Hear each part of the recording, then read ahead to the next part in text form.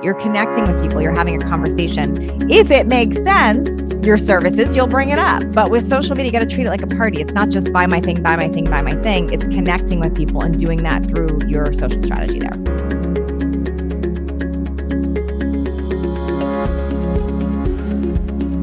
Welcome back. I'm Sinclair Kennally, talking with Natalie Jill today, and we are uncovering how to create brand messaging that resonates with your audience. And Natalie, you're such an expert at how to do this on social media, and you're so good at teaching this. I would love for you to break this down for us. Yeah, absolutely. Let's talk about this because I see so much stuff on social media, so much that is wrong, and then so much that nails it. And there's this bridge that people don't understand. And listen, I've tried it all. And I'm going to tell you this, what works on social is a very simple formula I figured out. And I feel that anyone can truly master this when you do these things. So number one, let's talk about what people do wrong. What people do wrong is they just go and put memes and graphics, and they hire somebody just to create memes and graphics. And that is very dated on social.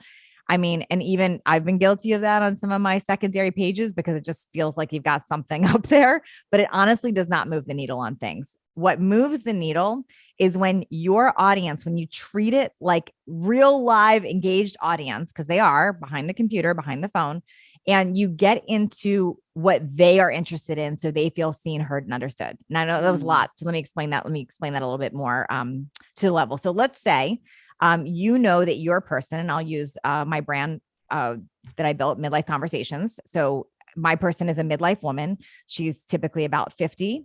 She is a mom. Her kids are likely teens or empty nest time, moving on. They've usually got elderly parents they're starting to take care of.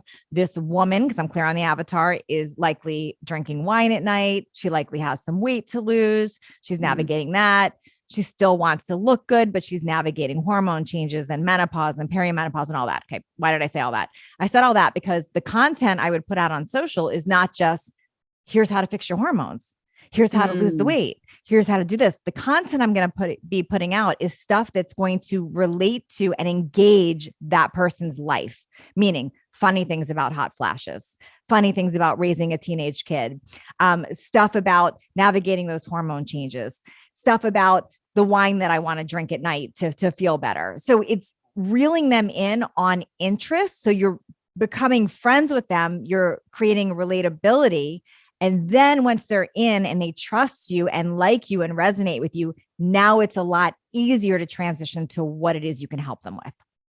I think what you said is so important because you're really describing a way to be vulnerable about the changes that somebody might be going through and what their needs are and what their problems are by sharing that you're a co-creator and like you're an explorer and you're very similar to your avatar, right?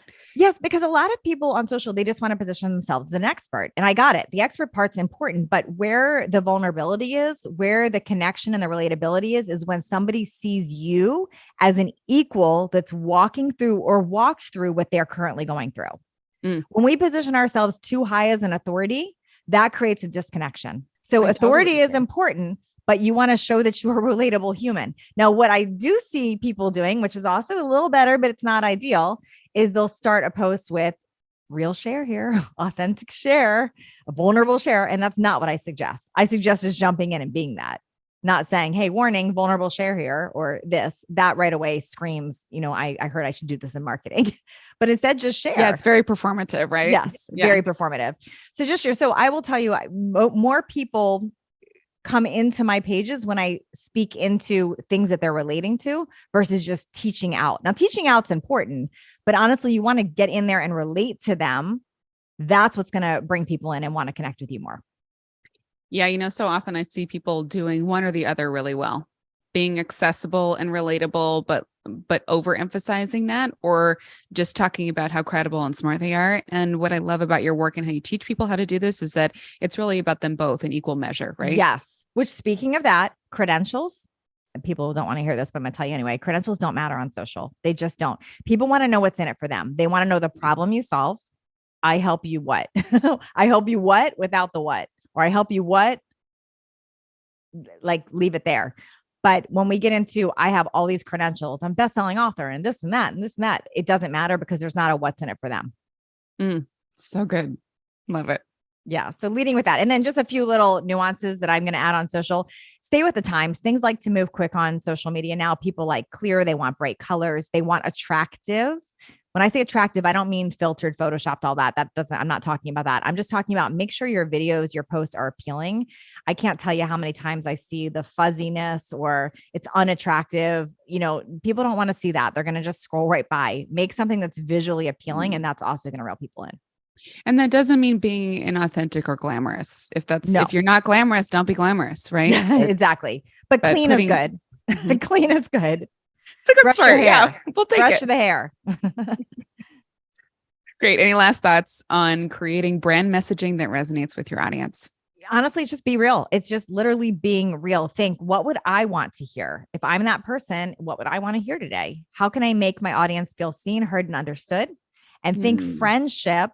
Social media is like a party. If you think about, you go to a party, you're not just walking out going, hey, buy my thing, buy my thing, you're connecting with people. You're having a conversation. If it makes sense, your services, you'll bring it up. But with social media, you got to treat it like a party. It's not just buy my thing, buy my thing, buy my thing. It's connecting with people and doing that through your social strategy there.